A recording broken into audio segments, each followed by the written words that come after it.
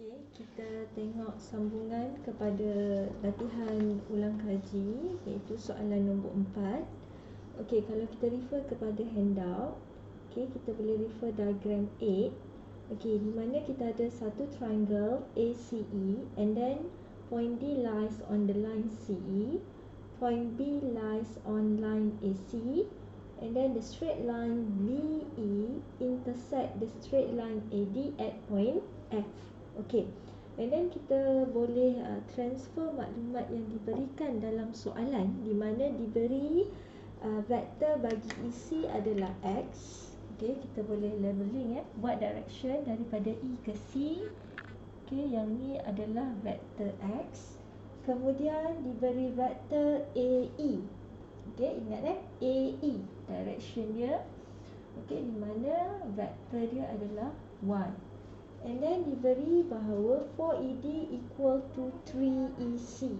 Okay, 4ED equal to 3EC.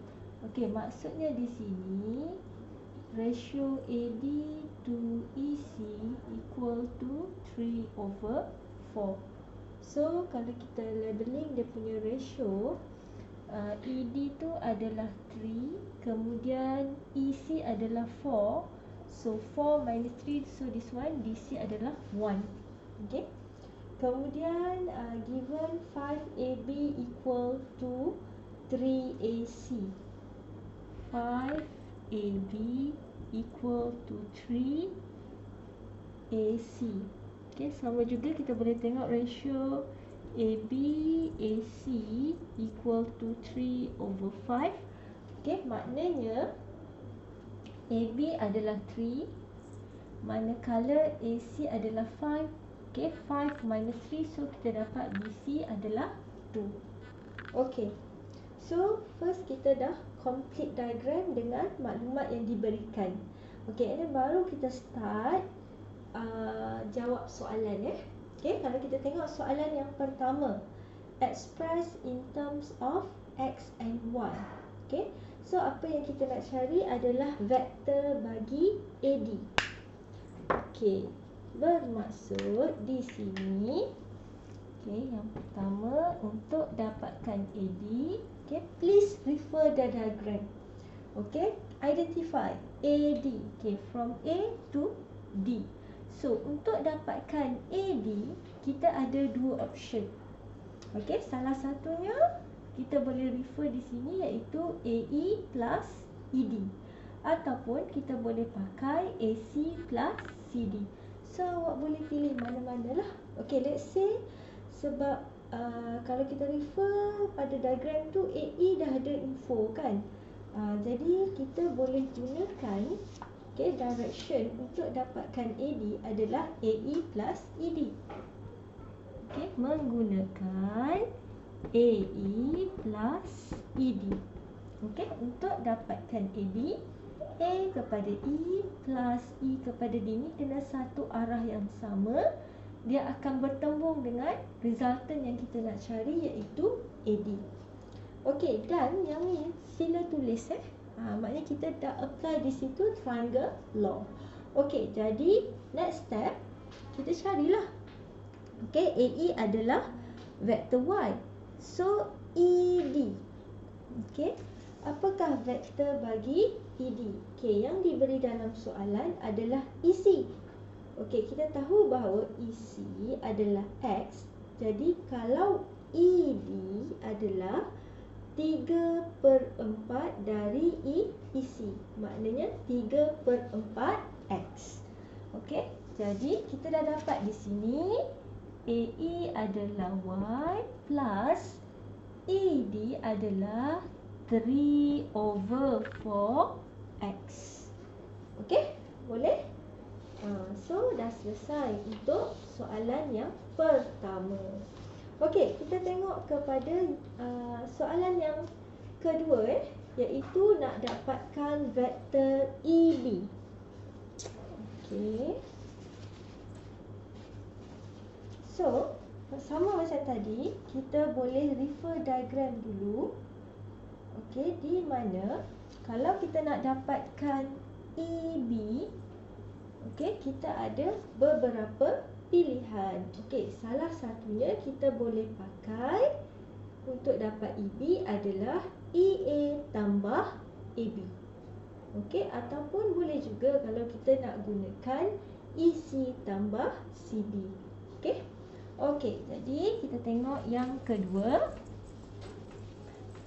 di mana kita nak cari vektor bagi EB.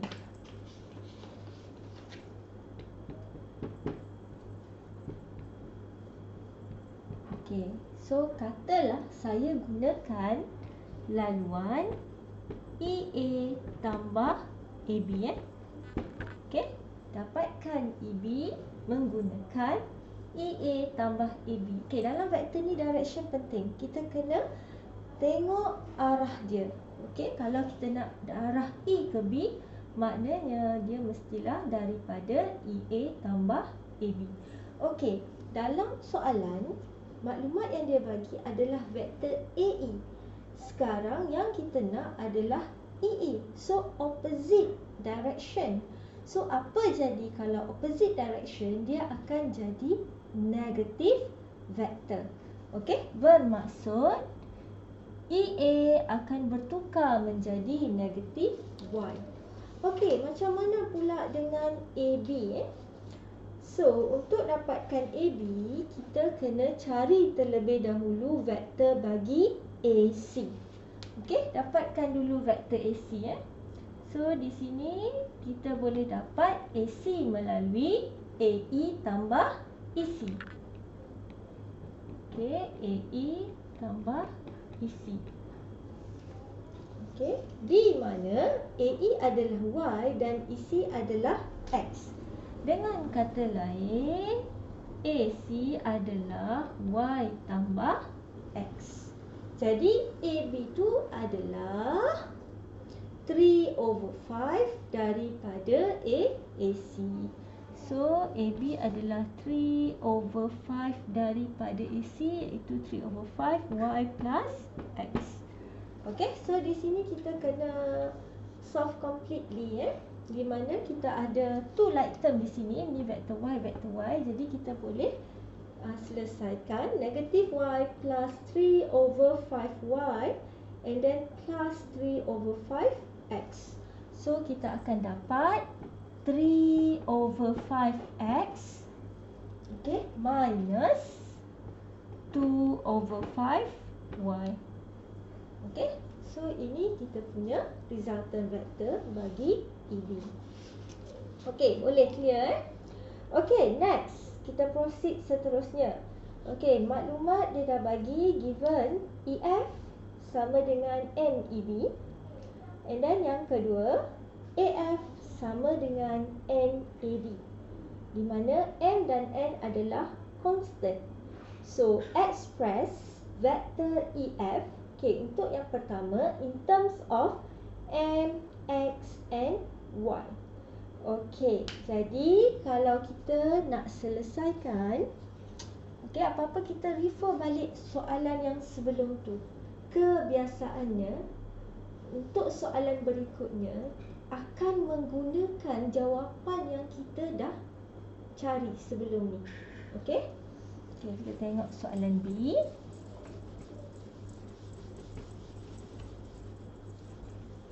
Okay, di mana bagi soalan B diberi EF kan?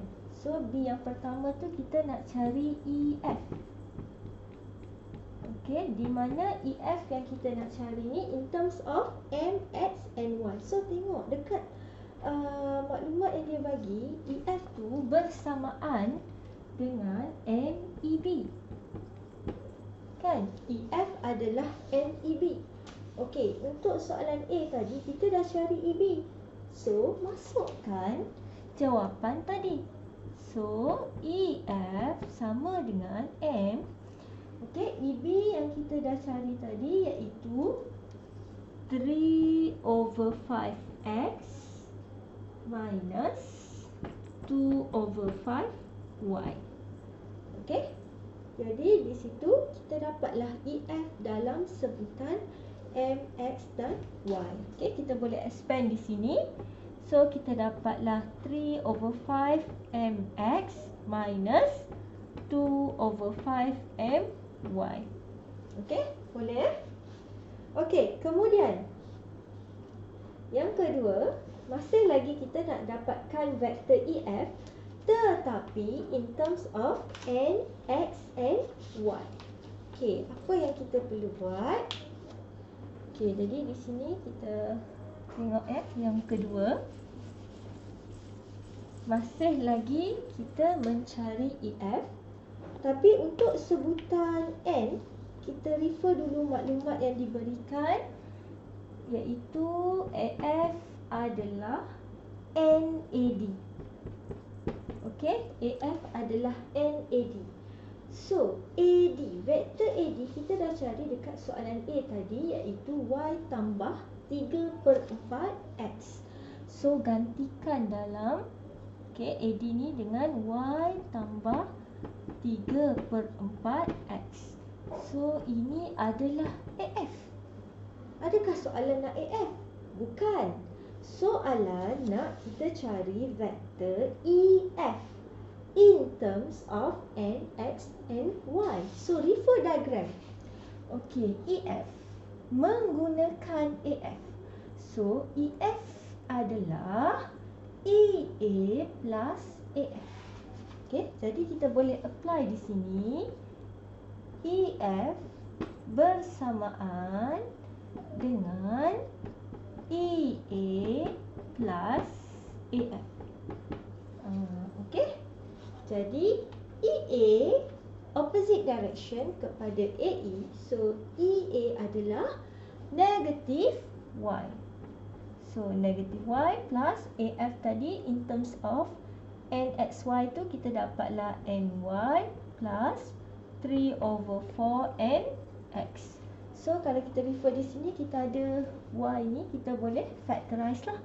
So kita akan dapatlah 3 over 4 NX plus, okay, factorize Y, kita akan dapat N minus 1 Y. Okay, so ini solution yang kedua bagi EF in terms of N, X and Y. Boleh ni? Clear? Okay, faham? Maknanya setiap penyelesaian berpandukan kepada diagram. Okay, and then last, find the value of M and N.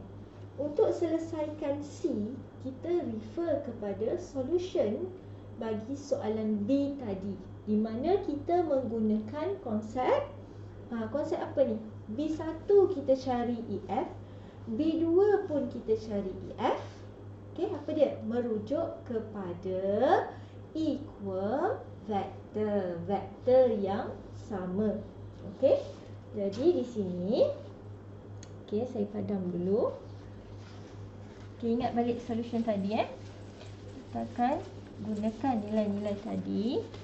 Okey, so diagram ni saya akan padamkan. Sebab kita dah ada jawapan bagi kedua-dua soalan pada B tadi Okey, di mana jawapan yang pertama tadi yang kita dapat adalah EF yang pertama. Kita dah ada 3/5 mx minus 2 over 5 my. Kemudian kita ada EF yang kedua, iaitu 3 over 4 nx plus n minus 1 y. Okey, maknanya dua-dua ni adalah EF. Okey, jadi kita akan compare dari segi coefficient of vector. Okey, so ni vector x kan, sama kan? Okey, jadi kita boleh equalkan lah 3 over 5n equal to 3 over 4n. Okey, x tu tak perlulah salin kan? Sama juga satu lagi kita ada coefficient bagi y, iaitu negative 2 over 5m equal n minus 1. So kita dah ada dua equation di mana melibatkan two unknown. So kita boleh solve. Okay, So di sini saya buat cross multiplication. Okay, so kita boleh kata 4m equal to 5n. Okay, saya eliminate nilai 3. Saya divide by 3 both side. So yang tinggal adalah m over 5 equal to n over 4. So saya buat cross multiplication. So saya dapatlah 4m equal to 5n. Okay, so di sini katalah kita jadikan m subject, maknanya 5 over 4n. Okay, and then this one, katalah kita nak eliminate negatif tu, kita darab semua dengan negatif. So kita dapat 2 over 5n, negatif n plus 1. So saya tulis sebagai 1 minus n lah. Okay, so katalah di sini kita pindahkan atau darab 5 minus 5n. So kita boleh buat substitution nilai m tadi dengan 5 over 4n, okay, equal to 5 minus 5n. So kita dapat 10 over 4n equal to 5 minus 5n.